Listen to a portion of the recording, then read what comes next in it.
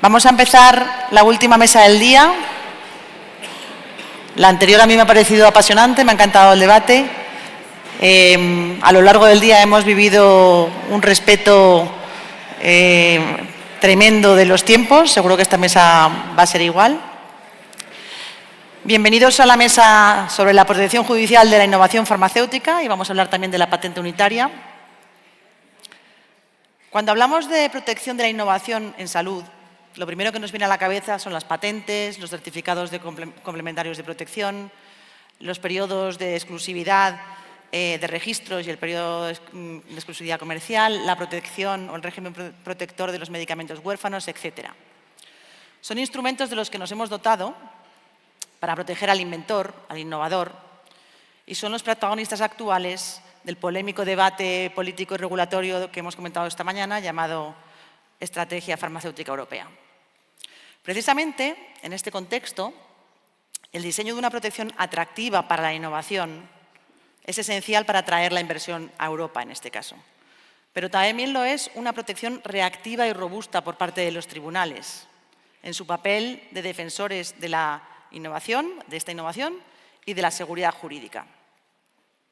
Uno de los ponentes que hoy nos acompaña, Florencio Molina, es precisamente artífice del protocolo de actuación rápida de los juzgados mercantiles de Barcelona en el contexto del Mobile World Congress, que es un ejemplo reconocido internacionalmente como un sistema de protección reactiva, efectiva y rápida en el entorno de la tecnología, en el sector tecnológico.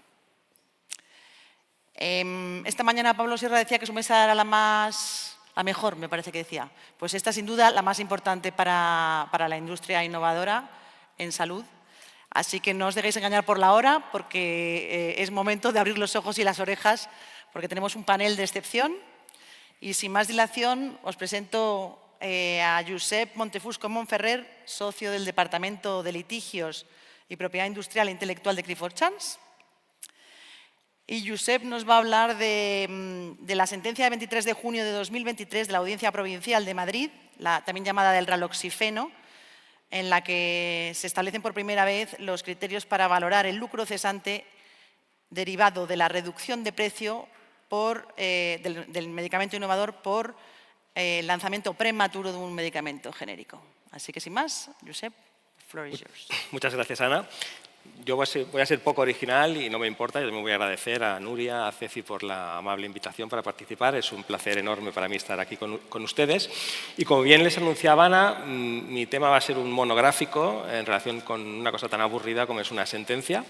Pero yo creo que es una sentencia especialmente interesante porque, como Ana ya les apuntaba, es la primera sentencia de la que yo tenga conocimiento que aborda una cuestión tan relevante como es la atribución de la responsabilidad por el lucro cesante que se causa ante la salida de un medicamento genérico cuando se pone en aplicación el sistema de precios menores. Entiendo que todos ustedes conocen muy bien cómo funciona este sistema y es algo que seguramente es de las circunstancias más temidas que pueda haber en el funcionamiento del sector, ¿no? La bajada de precio que se produce ante la salida de un medicamento genéririco.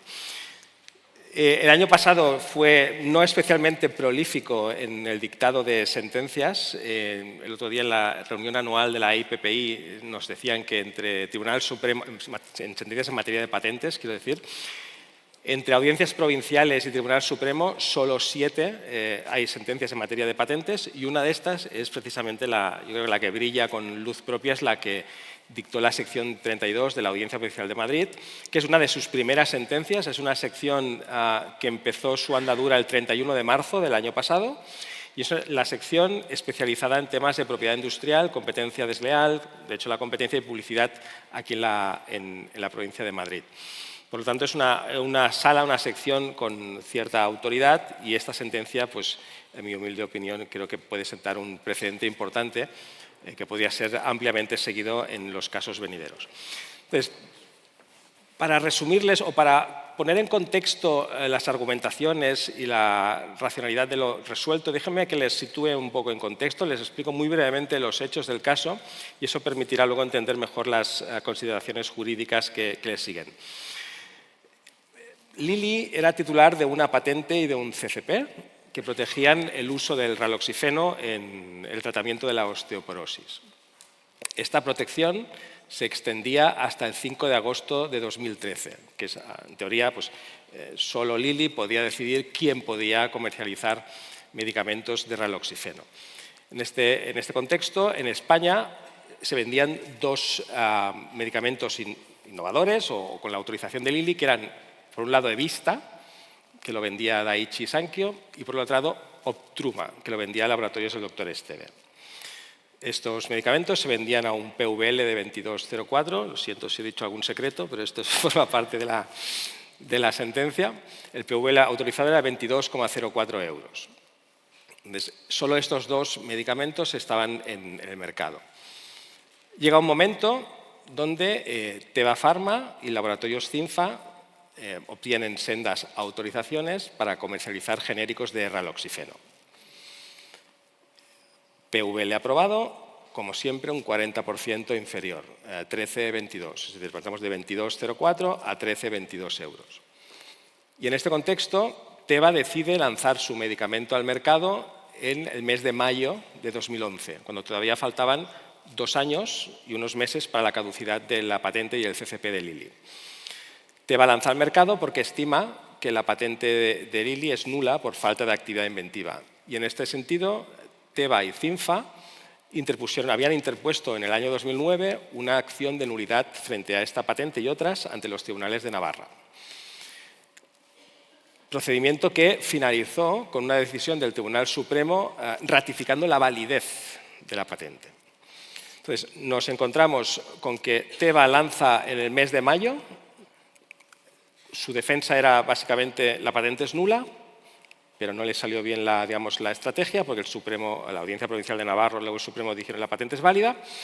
Y tiene la mala suerte Teva que justo un par de meses después, en el verano del 2011, se promulga el célebre Real Decreto Ley 9/2011, que es el que instaura el sistema de precios menores, ¿no? Recordarán todos ustedes las agrupaciones homogéneas, la generalización de la obligatoriedad de prescribir por principio activo, la dispensación del medicamento con precio menor de la agrupación homogénea, etcétera, etcétera.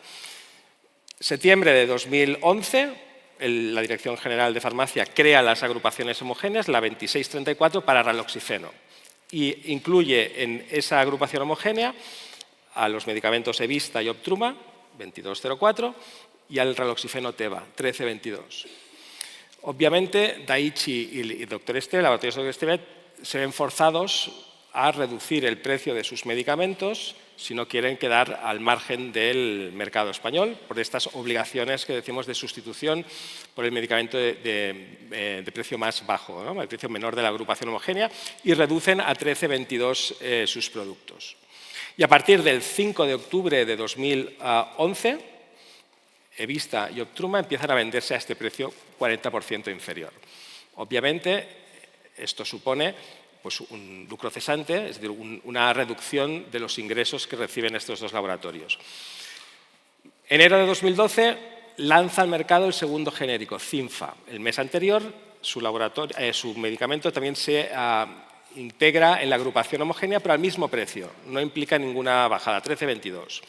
Y junio de 2012 ya hay una tercera oleada de genéricos que también solicitan precio, obtienen la autorización y se incorporan en la agrupación homogénea, también al mismo precio, y empiezan a vender a partir de julio de 2012. ¿Vale? Entonces, en resumen, tenemos que desde octubre a diciembre de 2011 el Evista se vende a un precio inferior con el genérico de Teva. Enero de 2012 a junio de 2012 hay otro laboratorio más, que es Cinfa, y a partir de julio de 2012 ya se incorporan más genéricos. Esto hasta final del periodo de protección del CCP, hasta agosto de 2013. Hay como 3 tramos. Entonces, en este contexto, Daiichi y Lilly interponen una demanda contra Teva y Cinfa por infracción de los derechos de patente y, sobre todo, reclaman daños y perjuicios. Porque esta demanda se interpone en el año 2016, cuando ya estaba caducada la patente, no había mucho más que pedir. ¿Qué piden Daiichi y Lilly? Piden, por un lado, en este caso Daiichi, ¿no? Nos centraremos en Daiichi, pide una partida de lucro cesante que es el efecto reducción cuota. Es decir, han salido los genéricos y me han reducido mis unidades de venta, he perdido cuota de mercado y piden también el efecto que decimos lucro cesante por reducción precio. Además, lo que he seguido vendiendo lo he vendido a un precio inferior y eso me ha comportado un lucro cesante. Y además pidieron también un lucro cesante, Daiichi pidió un lucro cesante indirecto, porque la parte actora era la Daiichi alemana, que es la central europea, que era la licenciataria de la patente, y los perjuicios de la Daiichi nacional, la Daiichi española, que acababan subiendo arriba a la matriz, pues también se pidió como una tercera partida. Entonces, la petición se deduce a través de dos escenarios principales y uno subsidiario. En primer lugar, Daiichi dice, mira, quiero que se atribuya la responsabilidad por todo el lucro cesante hasta el agosto de 2013, hasta la caducidad de la patente, íntegramente a Teva. ¿Por qué? Porque Teva fue quien generó en origen la creación de la agrupación homogénea y es la que me forzó a mí a tener que reducir el precio. Los que vinieron luego, Cinfa y los demás, no hicieron nada que me obligara a mí a variar la situación, no alteraron la situación. Subsidiariamente, si por algún motivo se entiende que Teva no debe responder únicamente por todo el perjuicio, quiero que respondan las dos, Teva y Cinfa, por motivos de solidaridad, responsabilidad solidaria impropia, y yo elijo irme contra estas dos. Y subsidiariamente, si el juzgado entiende que a partir de que en junio de 2012, cuando aparecen los terceros genéricos que yo no he demandado, eso provoca que ya los que están demandados no deban responder, entonces quiero que el lucro cesante se compute hasta aquel momento, hasta el 12 de junio de 2012.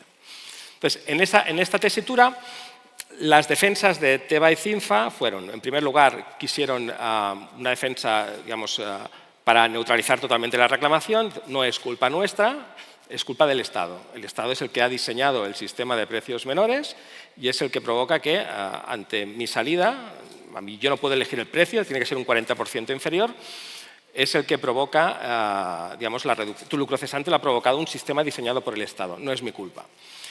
Y subsidiariamente, si esto no les funciona, ahí es donde empieza el conflicto de intereses entre ellas, ¿no? Cinfa, por un lado, dice, oiga, si alguien tiene que cargar con el muerto, tiene que ser Teva, que es la primera, digamos, la que provocó el destrozo. Y Teva lo que dice es, no, sería injusto que yo cargara con el muerto por todo el periodo, porque tu lucro cesante no se ha producido solo en octubre de 2011 cuando yo me incorporé a la agrupación homogénea, sino que es algo continuo, a lo que han contribuido todos los genéricos que han ido saliendo hasta la caducidad de la patente. Por tanto, de acuerdo, hasta 31 de diciembre de 2011 el 100% es culpa mía, cuando sale Cinfa 50% cada una y a la que van saliendo los demás pues 25%, 16%, lo que fuere. Este era alguamente el debate que había sobre la mesa y en primera instancia el juzgado de lo mercantil número 7 lo resuelve de la siguiente manera. Está de acuerdo con Daiichi y con Cinfa de alguna manera en que la única responsable del perjuicio tiene que ser Teva, porque es la que generó en origen la caída del precio de vista. Dice, usted va a ser la única que va a responder. Pero por otro lado considera que es injusto que desde el momento en que hay otros laboratorios genéricos que se aprovechan de la situación, Teva deba cargar con la responsabilidad de todo el perjuicio.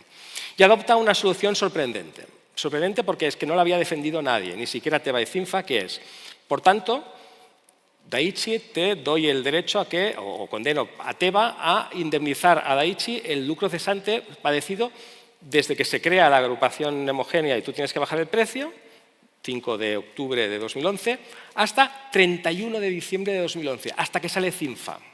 Es decir, solo condena a indemnizar el periodo de 3 meses primero. Una solución sorprendente, no la había defendido nadie, bajo mi punto de vista ilógica, porque al menos hasta el 12 de junio de 2012, donde estaban Teva y Cinfa, las únicas dos, y las dos estaban demandadas como mínimo hasta ahí, tendría claramente que haber Ha habido una indemnización, pero el juzgado de primera instancia decide tomar esta solución. Pues se recurre en apelación esta decisión, Cinfa y Teva por lo suyo, Daiichi por lo propio, y la sección 32 resuelve a favor de Daiichi, estimando el recurso, y considera respecto del periodo indemnizatorio que tiene que cubrir toda la vigencia de la patente hasta el 5 de agosto de 2013. ¿Por qué? Porque es un daño que Daiichi ha sufrido hasta entonces y que si se hubiera respetado la patente, Daiichi no tendría que haber solicitado la bajada de precio hasta entonces. Ya tenemos el periodo. Responsable, dice Teva.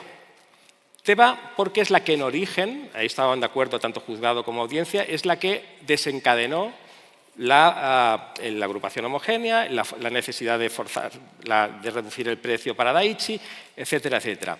Y todos los que vinieron después, si me permiten la expresión, llovieron sobre mojado. Es decir, no causaron ningún efecto distinto al que ya había causado Teva. Con lo cual, la sección 32 determina que la responsabilidad íntegra del perjuicio debe correr en Teva.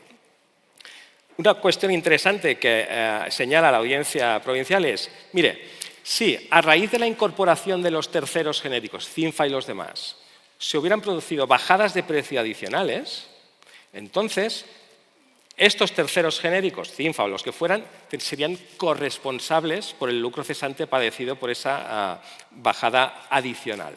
Pero como se incorporaron sin modificar las condiciones de la agrupación homogénea, quedan exonerados.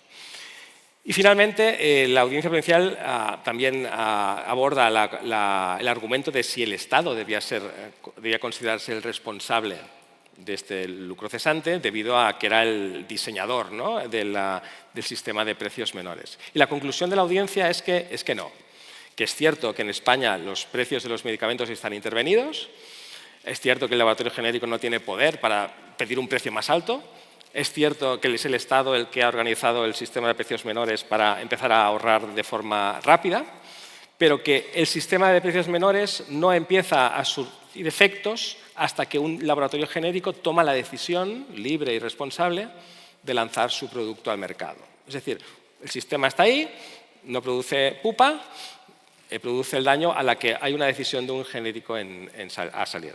Entonces, esta, de alguna manera, es, en resumen, la resolución de la Audiencia Provincial de Madrid. Es una resolución muy interesante que, en mi opinión, puede, de alguna manera, marcar el devenir de las acciones indemnizatorias que se produzcan en el futuro, en los próximos meses. Sentencia no firme, se me ha olvidado decirlo, hay 2 recursos de casación pendientes. Si se confirma por el Supremo, yo creo que puede ser un precedente muy interesante. Y, desde luego, y acabo ya, yo creo que sí, que también es una sentencia que puede influir notablemente en las estrategias de los laboratorios genéricos a la hora de hacer sus análisis de riesgo-beneficio y decidir si lanzan sus medicamentos genéricos al mercado estando en vigor una patente. Luego, si acaso, en el turno de preguntas, pues podemos extenderos un poco más sobre esta cuestión. Gracias.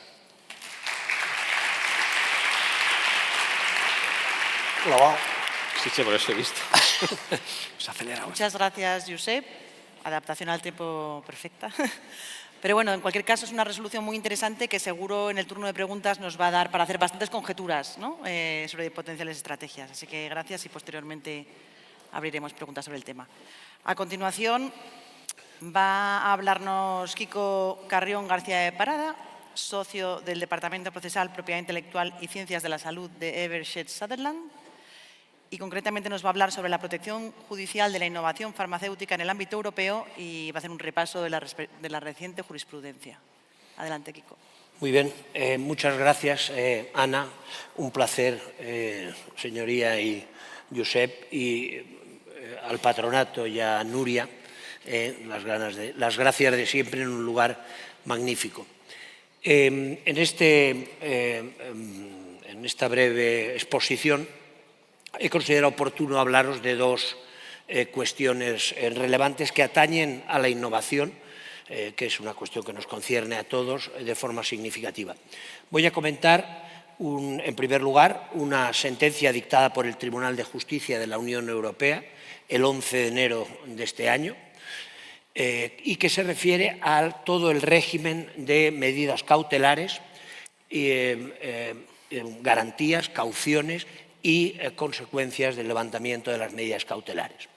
Y, en segundo lugar, voy a hacer una actualización, una breve actualización, como no podía ser de otra manera, sobre el estado de la cuestión de un asunto que está planteado jurisdiccionalmente ante el Tribunal de Justicia de la Unión Europea, que está planteado también entre los tribunales de justicia españoles, que es el asunto sobre el que se ha escrito, y yo también he escrito en el número 100 de la revista de comunicaciones de CEFI, el relativo a la validez de los certificados complementarios de protección sobre combinaciones de medicamentos. Comenzando por la primera cuestión de las medidas cautelares, como os he dicho, el día 11 de enero de este año se ha dictado una sentencia por parte del Tribunal de Justicia de la Unión Europea en la que se responde a una cuestión prejudicial planteada por un tribunal mercantil finlandés. La concreta pregunta que se eleva al Tribunal de Justicia es hasta qué punto el régimen finlandés de indemnización de daños y perjuicios por obtención injustificada de medidas cautelares es coherente o se ajusta o se adapta al artículo 9.7 de la Directiva 48/2004 de la Unión Europea. El artículo 9.7 de esa directiva establece, en primer lugar, que cabe la posibilidad para bien evitar infracciones de propiedad industrial o bien para poner fin a infracciones ya iniciadas, la solicitud de medidas cautelares. Se prevé también, lógicamente, la presentación por parte del titular de la propiedad intelectual o industrial, la presentación de la caución que le obligue a reparar los daños y perjuicios que se causarían si esa medida cautelar se hubiera obtenido de manera injustificada.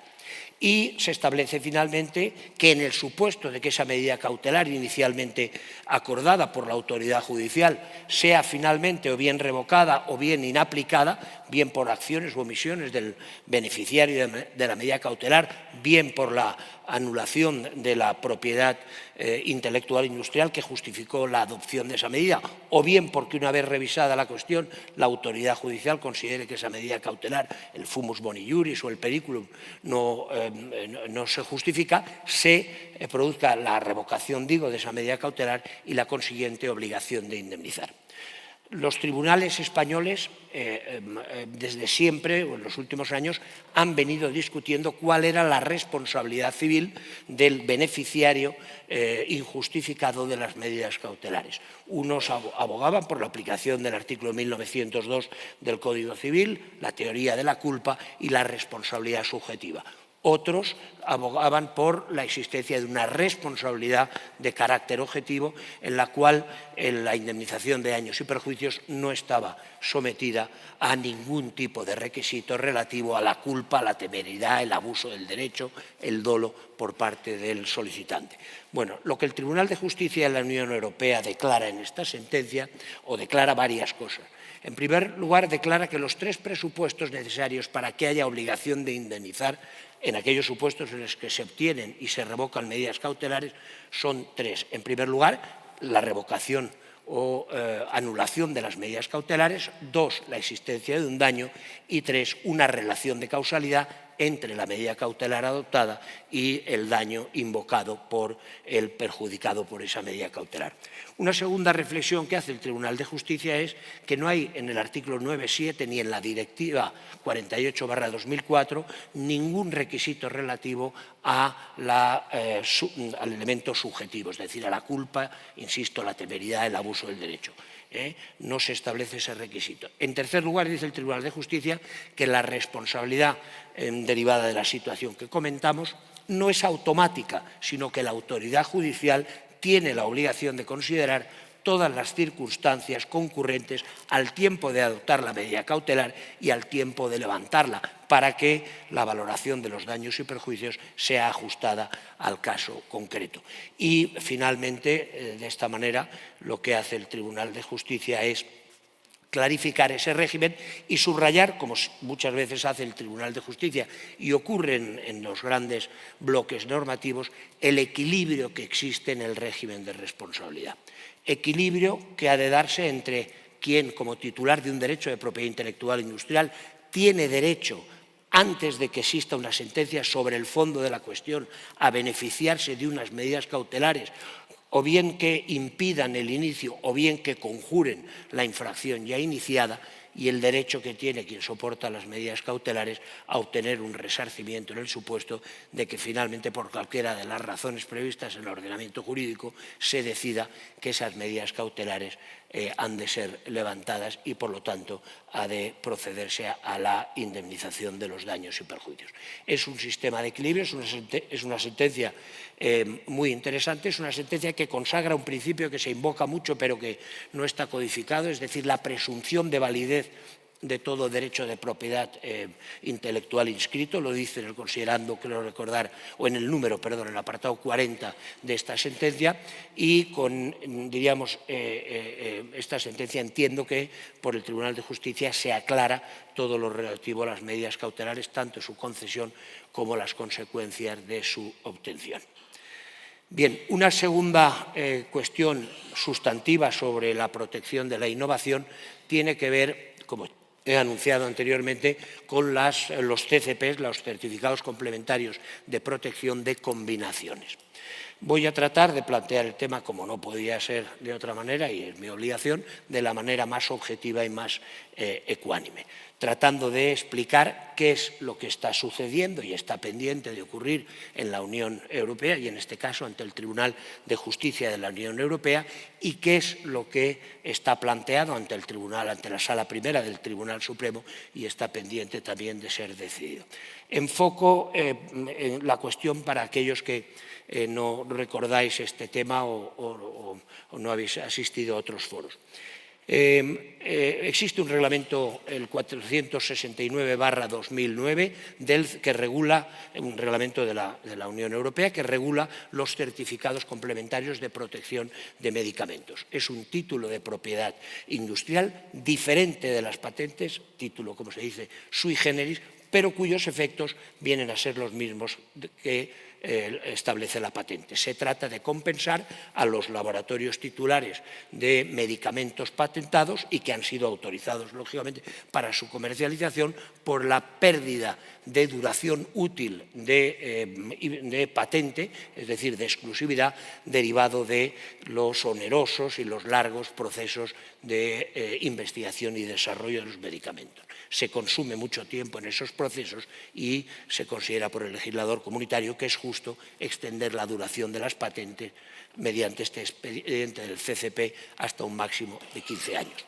Bien, el objeto de un CCP, así lo dice el artículo 1 del reglamento, son o bien un principio activo o una combinación o una composición, que creo que dice el precepto, de principios activos. Y son dos los grandes requisitos muy controvertidos para la concesión de los CCPs. Uno es que el principio activo o la combinación de principios activos esté protegido por una patente de base y, en segundo lugar, no más de un CCP por cada producto, por cada principio activo o por cada combinación.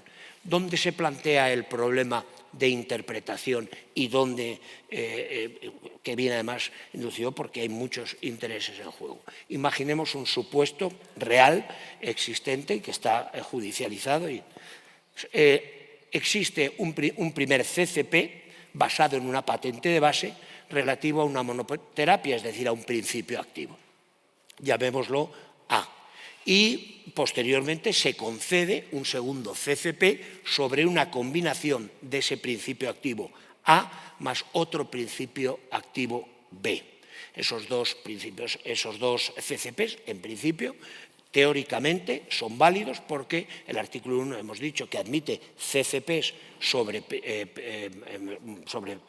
principios activos únicos y admite también CCPs sobre combinaciones de principios activos. Sin embargo, la interpretación de ese precepto por parte del Tribunal de Justicia de la Unión Europea, estamos hablando de que el reglamento es una norma comunitaria, ha sido enormemente insegura, vamos a llamarle así. Se han dictado resoluciones de distinta naturaleza y además se han dictado resoluciones distintas en lo relativo al requisito del número A, es decir, la protección del principio activo o del producto por parte de una patente de base, y el requisito C de ese mismo artículo 3 del reglamento, que es la existencia de un solo CCP. Pues bien, dada esa, diríamos, disparidad de interpretaciones, actualmente existen dos cuestiones prejudiciales planteadas al Tribunal de Justicia. La primera se planteó por un tribunal finlandés, un tribunal mercantil finlandés, que a propósito de una combinación de medicamentos de sitagliptina más metmorfina, le planteó una serie de cuestiones muy concretas al Tribunal de Justicia de cómo se debía interpretar no solo el artículo 3C para esa combinación, sino también el artículo 3A en lo relativo a la protección por un producto de base. Existe, además, una segunda cuestión prejudicial planteada en este caso por el Tribunal Supremo irlandés en relación a una combinación análoga, es decir, con dos principios activos. Uno es la ezetimiba y otro es la simvastatina. El Tribunal Supremo irlandés, después de analizar toda la jurisprudencia y todas las decisiones que se han adoptado tanto sobre el 3A como el 3C del reglamento en cuestión, y en función de la disparidad de decisiones judiciales nacionales adoptadas en los diversos países que se ha conocido la cuestión, acuerda someter una cuestión prejudicial en la que también le pide al Tribunal de Justicia que clarifique su posición, clarifique su jurisprudencia anterior, tanto sobre las combinaciones de principios activos como objeto de certificados complementarios de protección, en concreto dos sentencias del año 2013, Actavis I y Georgetown, y una tercera sentencia, Actavis II, del año 2015. Y le pide también el Tribunal Supremo irlandés al Tribunal de Justicia que aclare la interpretación del artículo 3A, de la protección de patente. ¿Por qué? Porque el Tribunal de Justicia, en una sentencia del año 2020, sentencia Royal Pharma, rompe expresamente o refuta o rechaza una propia teoría utilizada por el Tribunal de Justicia en cuanto a la determinación del artículo 3A de ese reglamento, la teoría del core invention o la teoría del core inventive advance. Entonces, están planteadas esas dos cuestiones prejudiciales. Lo normal es que hubiera habido ya, y se anunciaron dos veces, el informe del abogado general sobre estas cuestiones. Realmente aún no se ha producido. Las últimas noticias que tenemos es que el informe del abogado general se va a producir en el mes, o se va a emitir y se va a comunicar en el mes de abril, el mes siguiente de este año. Y paralelamente a esa situación que está planteada ante el Tribunal de Justicia de la Unión Europea, la Sala Primera del Tribunal Supremo, el día 20 de diciembre, dictó un auto de admisión de un recurso de casación sobre la misma combinación y sobre el mismo CCP, pero español, ezetimiba más simvastatina. Es decir, admitió a trámite el recurso de casación contra una sentencia que se dictó el 8 de febrero del año 2022 por la sección 15 de la Audiencia Provincial de Barcelona, y que declaraba nulo ese CCP, insisto, español, sobre esa combinación de principios activos, por considerar que ese CCP era nulo por violación del artículo 3A, porque entendía la sección 15 que la combinación de esos dos principios activos no estaba protegida como tal por la patente de base, y en segundo lugar también la considero nulo por el apartado C del artículo 3, por considerar que al estar cubierta esa combinación de principios activos por el CCP de la monoterapia, ya había existido un CCP previo que hacía nulo el CCP posterior. El Tribunal Supremo, que admite pocos recursos de casación, ha admitido ha valorado, entendemos, aunque no es explícita la reflexión y la motivación, que hay dos cuestiones prejudiciales pendientes ante el Tribunal de Justicia, y ha valorado también, entendemos, que la doctrina establecida por el Tribunal de Justicia no es nada claro. Y a pesar de que la inexistencia de jurisprudencia del propio Tribunal Supremo en el momento en que se presentó el recurso de casación, no es causa de admisión. Lo que era causa de admisión del recurso de casación es que existiera jurisprudencia contradictoria sobre una cuestión. Pues bien, a pesar de esa circunstancia, el Tribunal Supremo ha decidido revisar la sentencia de la sección 15 de la Audiencia Provincial de Barcelona. Estas son las dos cuestiones y muchísimas gracias por vuestra atención.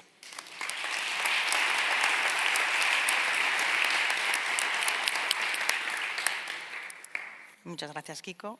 Sin duda tenemos que esperar resoluciones del TJUE a futuro para ver cómo se desarrolla, pero una vez más podemos hacer conjeturas sobre potenciales desarrollos.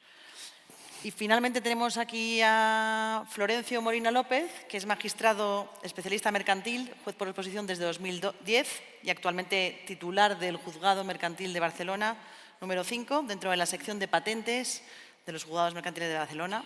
Y muy importante también, desde el 1 de enero de 2024, es juez nacional español que actúa como miembro externo jurídicamente cualificado en la Alta Cámara de Recursos de la Organización Europea de Patentes.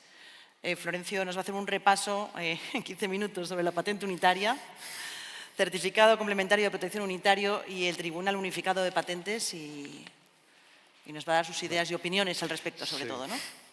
Muchas gracias, Florencio.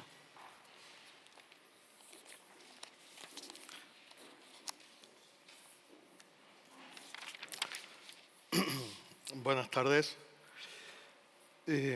¿Por qué España no se ha adherido a la patente europea con efecto unitario?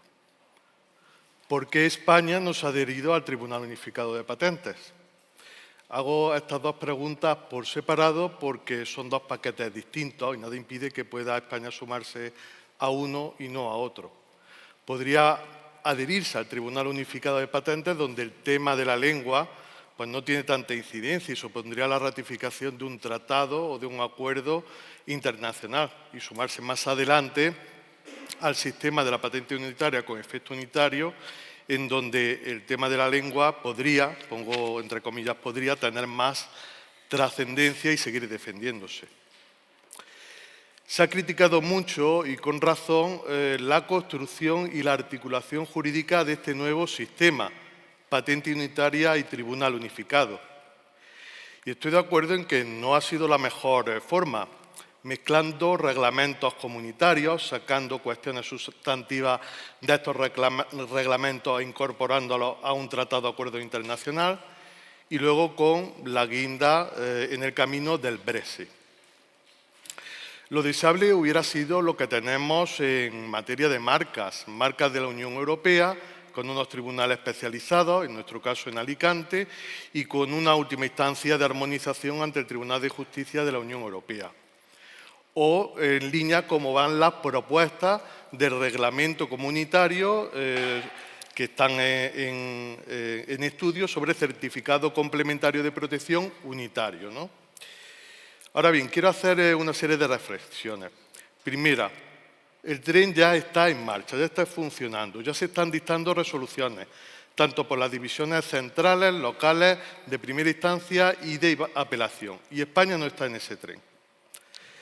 Segunda, relativa a esta construcción, engranaje jurídico, que incluso se puede ver una especie de Frankenstein, ¿no? Pero yo le hago la reflexión de que, comparándolo con la construcción de la Unión Europea, ¿no? Hace 70 años, cuando comenzaron los primeros tratados, acuerdos y decisiones para el mercado común español, pues evidentemente había dudas, problemas de articulación jurídica, de funcionamiento, de intereses nacionales, etc. Hoy nadie duda del éxito que supone el proyecto común de la Unión Europea. Con esto quiero decir que estamos ante el comienzo del funcionamiento de este tribunal unificado. Que no se haya hecho bien del todo al principio no significa que a futuro se pueda ir mejorando, se puede ir perfeccionando y que se vaya corrigiendo con el tiempo. Estoy seguro que en 5 o 10 años nadie tendrá tantas dudas o reticencias como las que hoy vemos en sectores tanto públicos como privados, al menos en nuestro país. España es un actor competidor en el mercado internacional, pero porque forma parte de la Unión Europea. España no compite con China, con América, Es Europa la que compite con estos dos grandes bloques. Europa no es una potencia bélica, es una potencia económica relativa, pero lo que no cabe duda es que es una potencia internacional de referencia en materia normativa y reguladora. Y este sistema de patentes unitarias y este Tribunal Unificado de Patentes, en mi opinión, coadyuva en este sentido y es un pilar básico. Más aún por lo esencial o lo nuclear de la materia, que son las patentes, la propiedad industrial hoy día. Yo a mis estudiantes del máster de propiedad industrial siempre les hago la misma reflexión. Si en el siglo XIX y en el siglo XX todas las revoluciones políticas, económicas, sociales han girado en torno a la propiedad material, los bienes tangibles, la propiedad inmobiliaria en último término, en el siglo XXI las revoluciones políticas, sociales y económicas giran en torno a la propiedad intelectual, los bienes intangibles, la propiedad intelectual e industrial. Y les pongo a mis estudiantes el siguiente ejemplo, o le hago la siguiente cuestión. ¿Quién era el hombre más rico a principios del siglo pasado, del siglo XX? Rockefeller. ¿Cuál era el objeto de su negocio? El petróleo, un bien material, la Standard Oil. ¿Quién es hoy el hombre más rico en el siglo XXI? Bill Gates, Elon Musk. ¿Cuál es el objeto de su negocio? Microsoft, Tesla, patentes, marcas, propiedad intelectual, innovación, desarrollo. Tercera reflexión enlazada con esta deficiencia o agujeros en la construcción del Tribunal Unificado y del sistema de patente unitaria. Ya he dicho que el tiempo puede ir corrigiendo y mejorando las cosas, aunque muchas veces el tiempo no sana las cosas.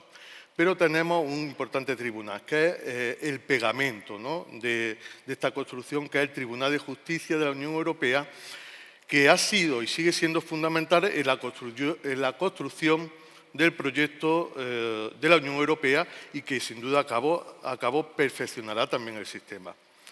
El artículo 21 del Acuerdo del Tribunal Unificado de Patentes así se remite, diciendo que como tribunal común a los Estados miembros contratantes y como parte de su sistema judicial, el tribunal colaborará con el Tribunal de Justicia de la Unión Europea para garantizar la correcta aplicación e interpretación uniforme del derecho de la Unión, al igual que cualquier órgano jurisdiccional nacional. Las resoluciones del Tribunal de Justicia de la Unión Europea serán vinculantes para el tribunal. En relación al tema de España y el tema de la lengua, ¿no? Aquí voy a dar mi opinión exclusivamente y estrictamente personal. Usar la cuestión de la lengua española o castellana para no adherirse a un sistema supranacional como el de la patente unitaria y el Tribunal Unificado de Patentes, en mi opinión, es una excusa identitaria, una excusa ideológica. Es la bandera, bajo la que subyacen otros intereses corporativos, de despachos profesionales, de lobbies que buscan el mantenimiento de su propio cortijo particular. Lo comprendo, lo respeto, pero no lo comparto. ¿Y por qué digo todo esto? Porque en España no ha habido hasta ahora un diálogo y un debate reflexivo y pausado entre todos los agentes y operadores implicados sobre los pros y los contras de sumarse a este proyecto. Pros y contras para España como país.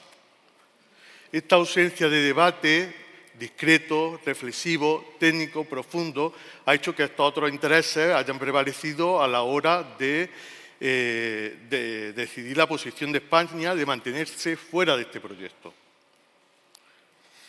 Al respecto, varias interrogantes o cuestiones sobre el tema de la lengua. ¿Es que los italianos con su lengua, con la lengua de Dante Alighieri, son de peor condición que nuestra lengua, la lengua de Cervantes? Porque el italiano no es una lengua oficial del sistema de la patente unitaria.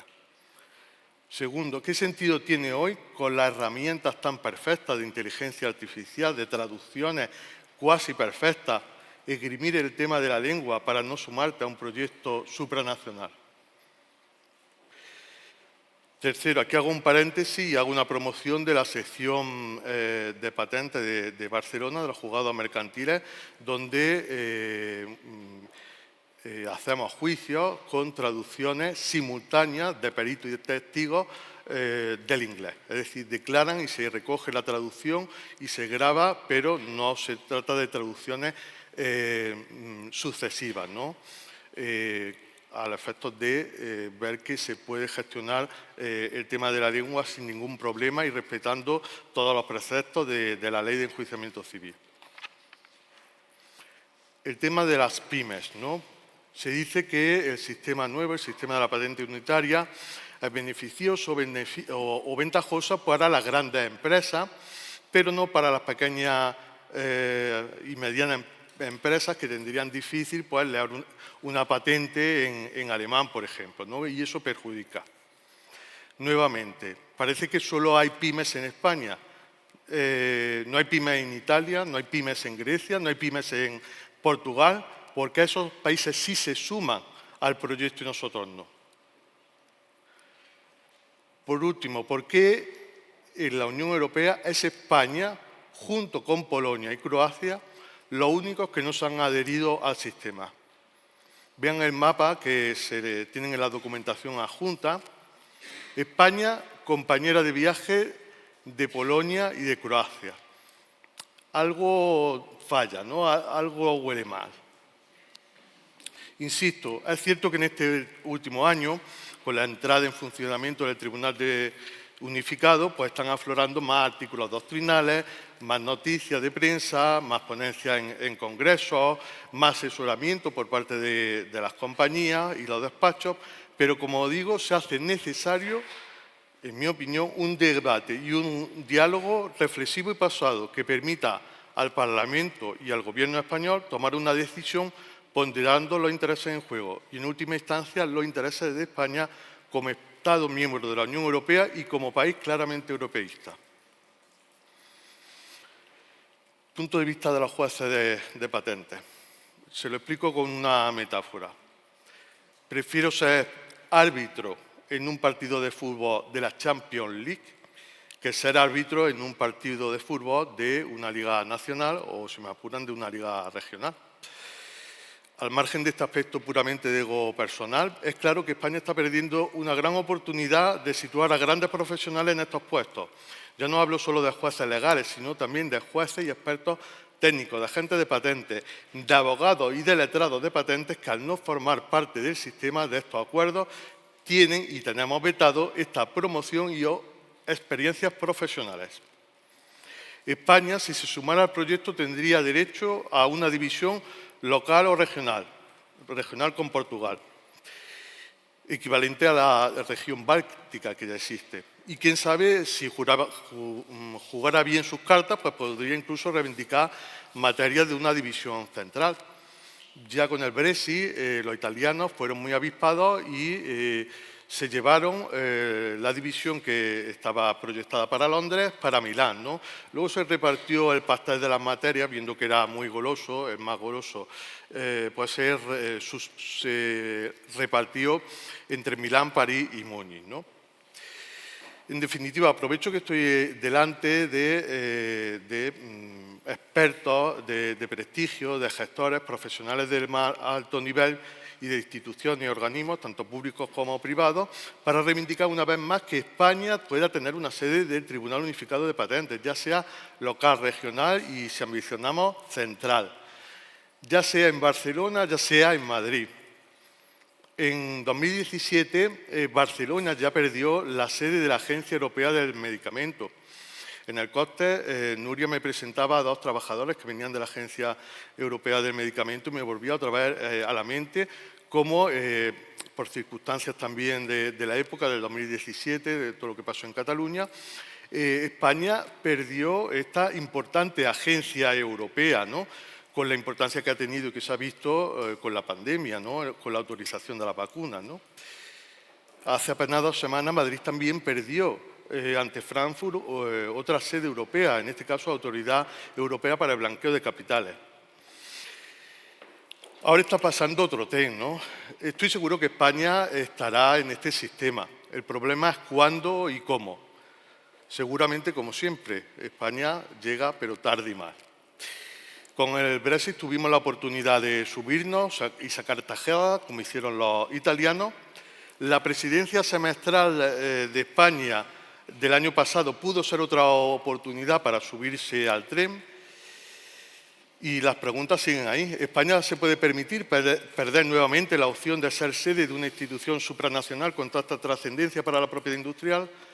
¿Puede obligarse a España a dejar sus empresas que vengan y vayan a litigar fuera de nuestro territorio? ¿España quiere estar en la Champions League de la defensa jurídica de la propiedad industrial o prefieren estar en la tercera división junto con Polonia y Croacia?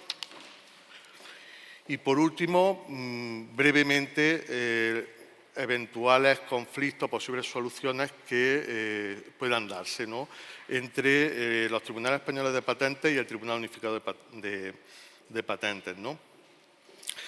Evidentemente será una referencia para nosotros, como siempre lo han sido las resoluciones alemanas o inglesas, que son las de mayor prestigio, y siempre con la cautela de los medios de prueba que se practiquen ante nosotros y que puedan ser diferentes, tanto las pruebas como los hechos y la estrategia defensiva de las que se efectúen en este tribunal unificado, ¿no? Tres temas que pueden darse o que le apunto sin darle la solución por prudencia: el de la litipendencia de una demanda presentada ante el Tribunal Unificado de Patentes y ante un tribunal nacional, ya sea un tribunal nacional de un país dentro o fuera del acuerdo. Conflicto entre la normativa del acuerdo del Tribunal Unificado de Patentes y las diferentes legislaciones especiales nacionales.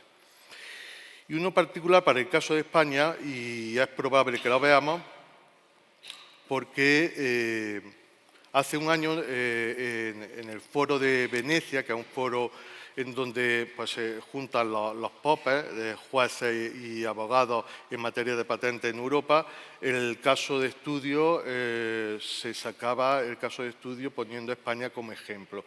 ¿Como ejemplo de qué? Del tema del alcance y efectos extraterritoriales de las resoluciones del Tribunal Unificado de Patentes, lo que se denomina en inglés Long-Arm Jurisdiction, ¿no? El caso que se planteaba en Venecia, de hipótesis de trabajo, era de si podían extenderse los efectos de una medida cautelar de infracción de patentes a un Estado miembro de la Unión Europea, como España, que no participara en el Tribunal Unificado de Patentes, ¿no? Mi compañero Ángel Galgo, presidente de la sección 32 de la Audiencia Provincial de Madrid, y yo, pues, en ese momento, pues, ante esa tendencia de querer extender los efectos a nuestro territorio, levantamos la mano y defendimos la soberanía española en tanto que no se firme el tratado, evidentemente, o se adhiera a España, ¿no? Y que, llegado ese caso, pues incluso podríamos utilizar la herramienta de cuestiones prejudiciales ante el Tribunal de Justicia, ¿no? Por lo tanto, aunque España está fuera, pueden ser varios los escenarios nuevos que se abran y los nuevos retos, ¿no? España, aun estando hoy fuera, hoy día pueden aportar, y los jueces españoles somos jueces europeos, ¿no? Y tenemos también esta herramienta de las cuestiones prejudiciales ante el Tribunal de Justicia. Así que le animo también a que planteen y formulen cuestiones prejudiciales sobre este encaje o articulación de España en el sistema, que estoy seguro que será divertido y lo pasaremos bien. Agradezco a CEFI, en su nombre a Nuria García, la invitación a participar en la jornada. Agradezco a la moderadora Ana Martín sus generosas palabras al inicio y a mis compañeros de ponencia, a José y a Kiko, que me alegro tenerlos por una vez al lado en lugar de enfrente, que siempre es más tenso y más incómodo para ellos, claro. Finalmente, le agradezco a todos ustedes su asistencia y atenta escucha, y estoy a su disposición. Muchas gracias.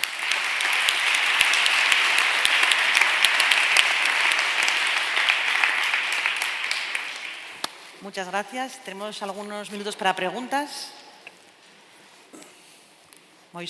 Tenemos una pregunta por aquí delante, por favor.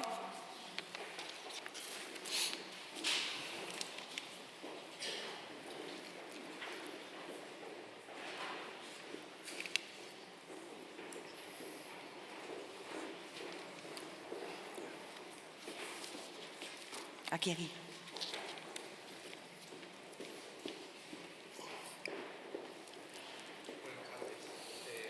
No se te oye. No sé. Hola, ahora. Sí, soy Moisés Ramírez, patrono de CEFI. Muchas gracias, muy interesante, la verdad es que las 3 presentaciones. Y quería hacer una pregunta a Josep sobre el caso del raloxifeno. Al final estamos hablando de un tema relacionado con el sistema de agrupaciones homogéneas, precios menores, que se creó en 2011, si no recuerdo mal, en agosto. Y claro, hemos tenido una sentencia, o la segunda, la confirmación, ¿no?, de apelación, pues 12 años después. Cuando en un tiempo en el que quizás el mercado de farmacia de calle ha cedido un poco de protagonismo al mercado hospitalario. Y esas agrupaciones homogéneas, donde aplican precisamente, es en ese mercado de farmacia de calle. Entonces, mi pregunta era si a raíz de todo este procedimiento ha habido aprendizajes que pudieran aplicarse a potenciales litigios de infracción de patentes, reclamación de daños en productos hospitalarios donde ya no es tanto de esas bajadas mal llamadas voluntarias del sistema de agrupaciones homogéneas, sino bajadas u ofertas voluntarias por parte de los innovadores para competir contra los genéricos que salen al mercado. Ahí no sé si hay alguna reflexión o algún aprendizaje a raíz de esta sentencia o cualquier otra consideración que consideres oportuno hacer. Gracias. Gracias, Moisés. Sí, la verdad es que es un tema interesante. La pregunta es muy buena. Si hubiera tenido media hora en lugar de 15 minutos, hubiera tocado este tema, ¿no? Porque una de las reflexiones que yo me hacía a raíz de esta sentencia del raloxifeno es en qué medida la misma doctrina puede aplicarse a situaciones que no son exactas, sino parecidas. Y efectivamente uno de los casos es el de los medicamentos hospitalarios. Ahí no hay agrupación homogénea. Ahí una vez al año puede haber la revisión de la orden de precios de referencia, pero es verdad que desde el minuto 1 empiezan a haber pujas, ¿no?, posturas en los concursos donde los precios netos caen de una forma significativa. Entonces, en situaciones como estas habría que ver caso por caso. Obviamente, si solo hay un medicamento genérico autorizado, sería mucho más sencillo, porque la diferencia estaría entre el PVL y el precio neto, pues, por el cual al final te acabas llevando las licitaciones. Pero la problemática está cuando hay más de un medicamento genérico que está, digamos, postulándose para ganar el concurso, ¿no? Yo creo que es un principio de economía básico que el precio que se va a ofrecer en un concurso público no va a ser el mismo si concurren 2 medicamentos o 3, que si concurren 8 o 9. Todos lo hemos visto, que cuando se abre el mercado a la competencia genérica en determinados productos, es que los precios, cuando hay 5, 6, 7 productos que pujan, es que caen al 10% de lo que era el precio anterior. Entonces, esta doctrina de que el primero que fuerza la caída lo paga todo, yo creo que no se puede aplicar de una forma automática y sin matices a situaciones como estas. Yo creo que hay que estar a las circunstancias del caso, ver si hay tramos, a lo mejor durante unos meses ha habido concurrencia de solo 1 o 2 genéricos, ver qué precios netos se llevaban las licitaciones entonces, ver si tras nuevas oleadas de genéricos autorizados los precios bajan más. Entonces, intentar establecer este tipo de análisis, pero es una situación mucho más compleja que la que resolvió la sección 32 con el tema de las agrupaciones homogéneas y el raloxifeno. Estoy totalmente de acuerdo contigo y yo creo que no hay una solución única, unívoca que podamos aquí proclamar para resolver este tipo de situaciones, ¿no? Habrá que estar caso por caso. Muchas gracias. Antes anticipabas una cuestión que yo creo que está en la mente de todos, ¿no? ¿Hasta qué punto esta sentencia, y me gustaría conocer tu opinión, pero probablemente la de Kiko también, y luego a lo mejor la de Florencio, ¿no? Porque aquí todos tenéis algo que decir o algo que opinar.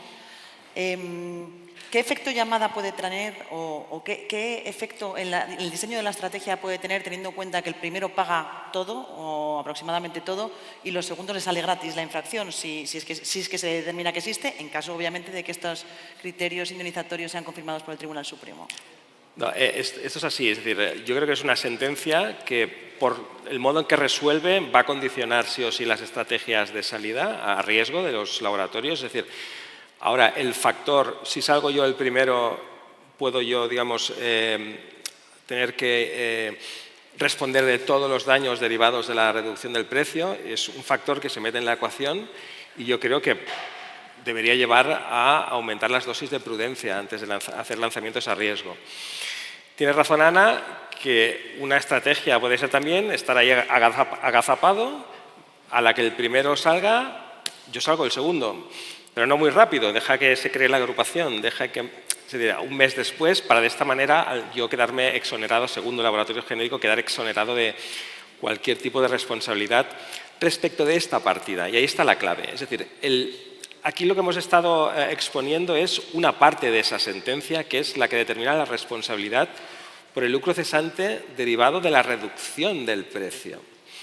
Esto no quita que si los medicamentos genéricos han obtenido determinada cuota de mercado, ello haya sido en detrimento de los laboratorios innovadores. Obviamente estamos hablando en estos términos siempre que haya infracción de patente, haya infracción de algún derecho de exclusiva, si no, obviamente la competencia es legítima.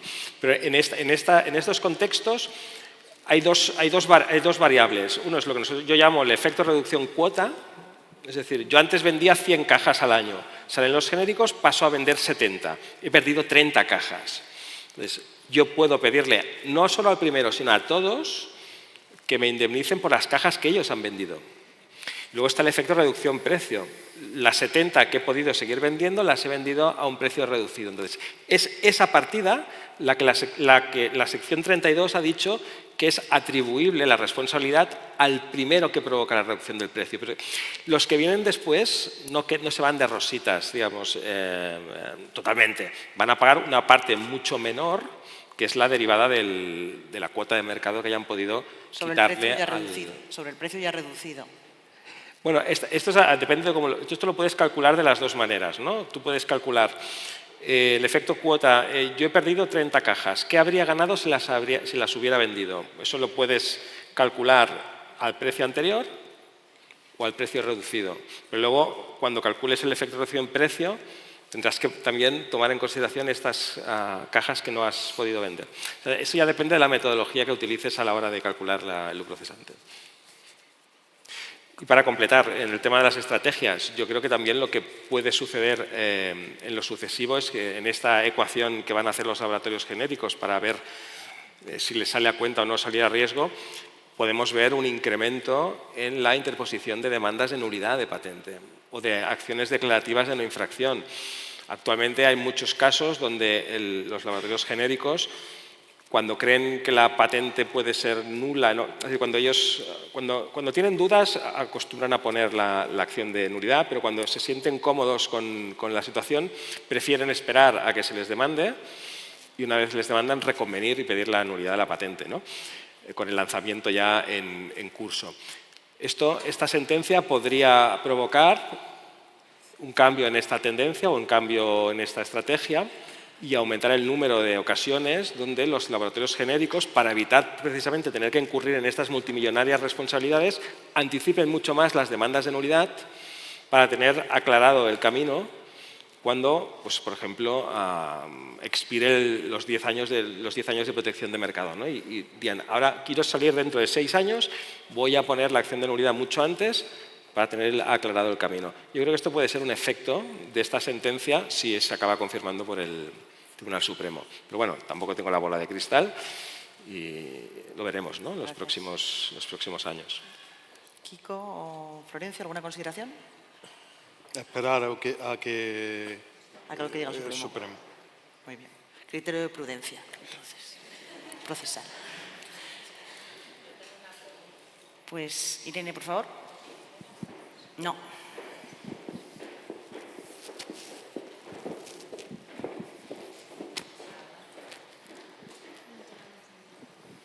No me la han encendido, la tecnología.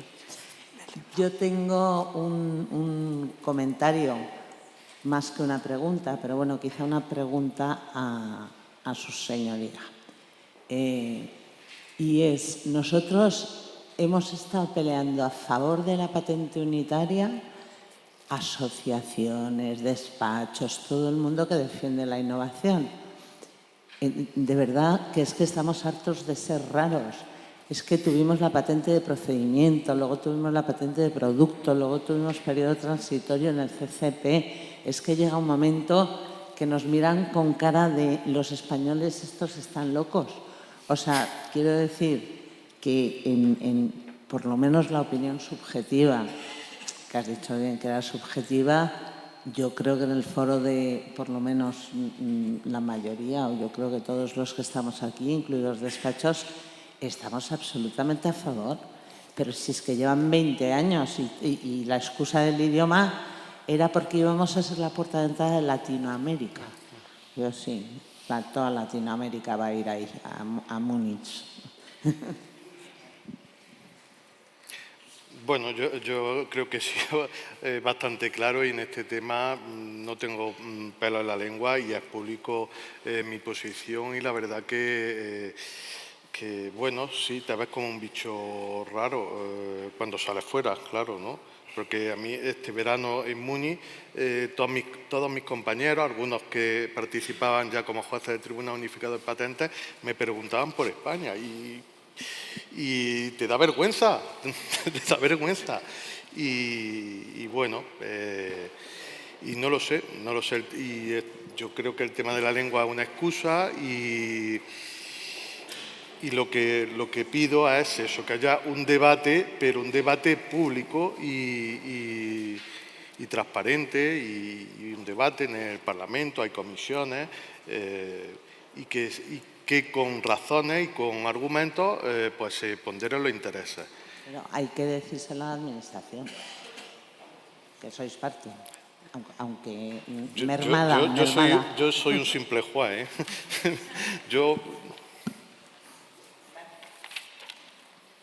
Bueno, no sé si hay alguna pregunta más. Hemos llegado al final del tiempo del día de hoy con un poquito de retraso.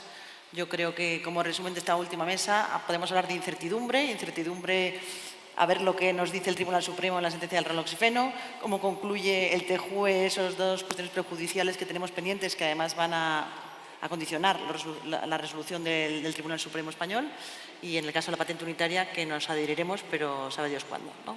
¿Y a qué precio? Muchísimas gracias a todos los ponentes por venir. Mañana nos vemos a las 9:30 aquí.